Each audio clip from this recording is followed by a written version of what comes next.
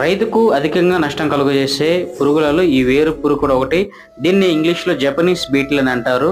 ఇది వేరు భాగాన్ని కొరికి తినటం వల్ల రైతుకు నష్టం వాటిల్లుతుంది.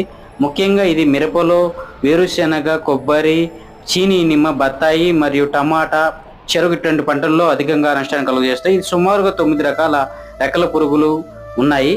అయితే దీని జీవిత చక్రాన్ని మనం జాగ్రత్తగా గమనించినట్లయితే, రెక్కల పురుగులు జూలైలో గుడ్లు పెడితే ఆగస్టు, సెప్టెంబర్లో ఇవి బాగా పెరుగుతూ అప్పుడే మనకి ఎక్కువగా వేర్ల భాగాన్ని కొరికి తినటం వల్ల రైతుకు నష్టం వాటిల్లుతుంది.